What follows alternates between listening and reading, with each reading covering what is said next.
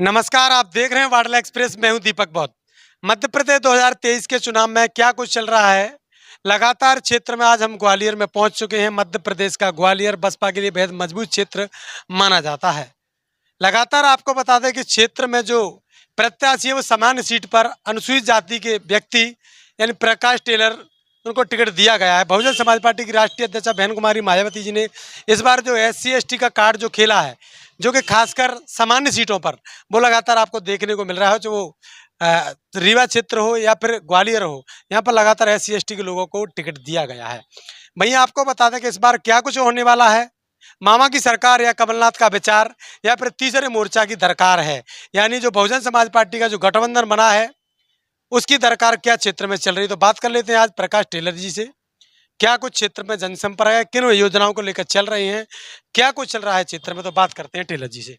Taylor जी आपका स्वागत। धन्यवाद, आपने बोलने का मौका दिया अपने चैनल से। 2023 के चुनाव में क्या कुछ मुद्दों को लेकर लगातार क्षेत्र में जा रहे हैं?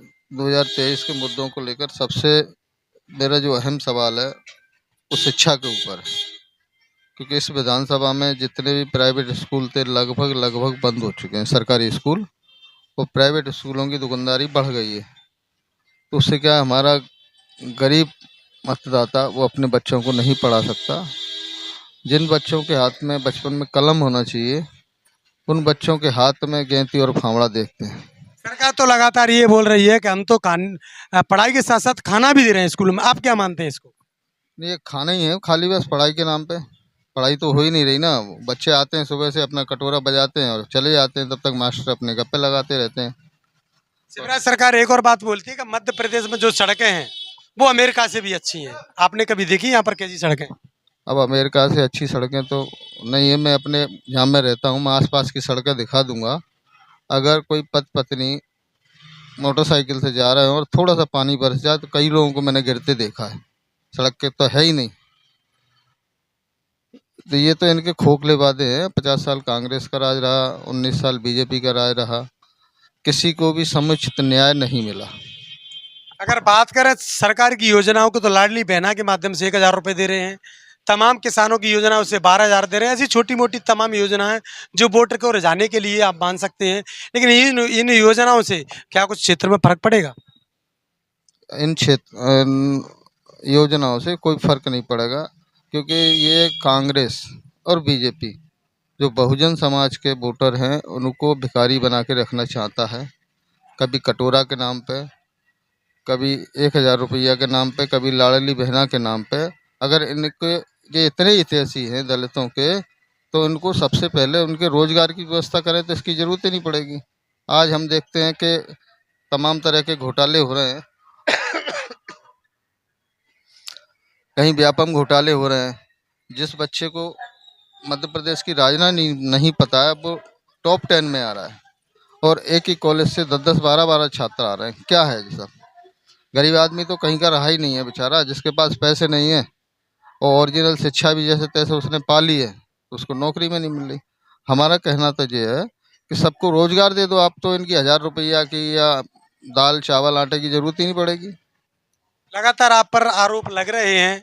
कोई तो कहता है कि प्रद्युम्न तोमर चुनाव लड़ रहे हैं, कोई कहते हैं कि सतीश अग्रवाल ने इनको घर पे डाल दिया है, वो तो घर बैठ के चुनाव नहीं लड़ रहे हैं। क्या कहोगे इस पर? इसके बारे में ये कहना चाहूँगा कि ये दोनों कांग्रेस और बीजेपी बहुजन समाज पार्टी के प्रत्याशी से घबराई हुई हैं। ये खुद दोनों हम प्रचार में लगे हुए हैं, कहीं हमें इनकी शक्लें नहीं दिख रही हैं। ये दोनों की ऊपर से साठ गांठ करके ये तो प्रत्यारोप आरोप लगा रहे हैं। हमारे कार्यकर्ताओं को गुमराह करने का काम कर रहे हैं, हमारे मतदाताओं को गुमराह करने का काम कर रहे हैं। और मैं 42 साल से पार्टी का कार्यकर्ता हूं, और बहुजन समाज पार्टी के कार्यकर्ता को महल भी नहीं खरीद पाया। जो सतीश अग्रवाल तो क्या चीज़ है। 89 में माधवराव सिंधिया जी ग्वालियर से लोकसभा छोड़ के भाग गए थे। जब बीएसपी के 1,33,000 वोट आए, तो अगला चुनाव माधवराव सिंधिया जी ने शिवपुरी और गुना से जाके लड़ा। तो ऐसी हालत दोनों प्रत्याशियों की होने वाली है, इसलिए ये अनर्गल आरोप लगा रहे हैं। 2023 के चुनाव में क्या कुछ, अगर आप आते हो यहाँ विधायक बन के, तो क्या कुछ जनता के लिए लेकर आ रहे हो? नहीं, मैं अकेला चुनाव नहीं लड़ रहा, मेरे पूरे मतदाता चुनाव लड़ रहे हैं और जो मैं उनको आश्वस्त करना चाहता हूँ कि उनके सबसे पहले शिक्षा, स्वास्थ्य और रोजगार की व्यवस्था करने का काम करूँगा।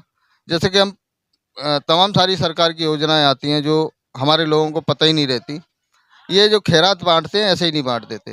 ये सारी की सारी सरकारी योजनाओं के तहत जो इनको पैसा मिलता है और अपने नाम से उसको बांट देते हैं। हम 10 साल पार्षद रहे तो पार्षद सम्मान निधि मिलती थी उस समय 1 लाख रुपया।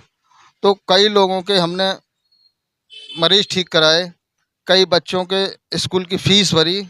तो ऐसे तमाम सारी योजनाएं आती हैं तो लेकिन कोई बताता नहीं हो तो अपना नाम कर लेते, साहब मैंने ये दे दिया। मैंने स्वेच्छा अनुदान का पैसा आता है विधायक निधि, उसके नाम पे ये अपना धंधा चलाते हैं। दूसरी बात मैं ये कहना चाहता हूँ, जो मामा की सरकार जो पैसे बांट रही है, मैं दूसरी एक सवाल करना चाहता हूँ शिवराज सिंह जी से कि हमारे बच्चों की स्कॉलरशिप कहाँ गई, इसका ये जवाब दें। और तमाम सारी जो सुविधाएं बच्चों को हॉस्टल में मिल रही थी रहने को, वो सारे के सारे पैसे कहाँ गए। जिन बच्चों को 2-2.5 हज़ार रुपये महीना स्कूलों से स्कॉलरशिप मिलती, किसी भी बच्चे को नहीं मिल रही। अब हमारे आदमी को तो 1,000 रुपये लाडली बहना का दिख रहा है, लेकिन हमारे बच्चों का भविष्य नहीं दिख रहा उनको, जबकि हमारे बच्चों का भविष्य और गर्त में जा रहा है। क्योंकि मैं पहले भी कह चुका हूँ, जिन बच्चों के हाथ में कलम होना चाहिए उन बच्चों के हाथ में गेंती और फावड़ा दिख रहा है। चलिए, तो लगातार बने रहिए वाडला एक्सप्रेस के साथ। हमारे साथ सुनील चौरसिया जी हैं, उनसे ही बात कर लेते हैं क्या कुछ बसपा प्राप्त करने वाली है इस चुनाव में। क्या कहेंगे चौरसिया जी? पहले तो मैं माननीय बहन जी को धन्यवाद अदा करूंगा क्योंकि 16 पूर्व में पार्टी के एक कार्यकर्ता को अपना आशीर्वाद दिया और उसका परिणाम ये हुआ कि 16 पूर्व के पार्टी के सभी कार्यकर्ताओं में एक उत्साह व्याप्त हो गया और यहाँ के जो अपने बहुजन समाज के मतदाता हैं वो खुशी की लहर दौड़ गई कि पहली बार कोई बहुजन समाज पार्टी के कार्यकर्ता 16 पूर्व में महल के खिलाफ और एक बाहुबली के खिलाफ चुनाव लड़ रहे हैं। और सड़कों पे जब देखा कि सैलाब उमड़ पड़ा है 16 पूर्व में, घर घर से बच्चे, महिलाएं, नौजवान सब लोग सड़कों पे निकल आए, तो बहुजन समाज पार्टी के कैंपेन को देखकर कांग्रेस और बीजेपी दोनों घबरा गई है पूरी तरीके से। महल तरह तरह के नरगल अफवाहें फैला रहा है और सतीश सिकरवार जी और कांग्रेस के कुछ कार्यकर्ता इस तरह की अफवाहें गलत तरीके से समाज को गुमराह कर रहे हैं। तो मैं सभी सोलापुर के मतदाताओं को और बहुजन समाज पार्टी के सभी कार्यकर्ताओं से ये कहना चाहूँगा कि बीजेपी और कांग्रेस तरह तरह के आरोप लगाएगी और तरह तरह से गुमराह करेगी, लेकिन आप लोग कतई भी विचलित नहीं होना, क्योंकि कभी आरोप लगाएंगे कि इतने करोड़ में बिक गए, इतने करोड़ में खरीद लिया, इसने सौदा कर लिया, उसने सौदा कर लिया। कभी खबर आएगी कि उनको गोली मार दी गई, अस्पताल में भर्ती हैं। तो हम इस तरह की अफवाहों से बचना, क्योंकि बहुजन समाज पार्टी का कार्यकर्ता पूरी तरीके से दुरुस्त है, चुस्त है और अपनी नज़र बनाए हुए है चुनाव पे। और आप लोग 17 नवंबर को पूरी तरीके से अपने दिमाग को खोल के बहुजन समाज पार्टी के चुनाव चिन्ह हाथी पे अपना बटन दबाएं और कांग्रेस और बीजेपी को परास्त करें और प्रहलाद सिंह प्रकाश टेलर जी को भोपाल विधानसभा में भेजें। आप लगातार क्षेत्र में देख रहे हो, जो ग्वालियर की सीटें हैं उनमें कितनी प्राप्त करने वाले? जहाँ तक क्या नाम, मुझे ये उम्मीद है कि ग्वालियर में इस बार अच्छा परिणाम आएगा, लेकिन हाँ, चुनाव एक समय के गर्त में छुपा रहता है। परिणाम जो भी होगा अच्छा ग्वालियर में इस बार होने वाला है और ग्वालियर का चुनाव जो है कई हमारे विधायक ग्वालियर से जीत के जाएंगे, ऐसी हम आशा करते हैं। चलिए, तो लगातार बने रहिए वाडला एक्सप्रेस के साथ। मैं हूं दीपक, बहुत यूट्यूब पर हैं तो फॉलो करिए, सब्सक्राइबर करिए, लगातार बने रहिए वाडला एक्सप्रेस। धन्यवाद।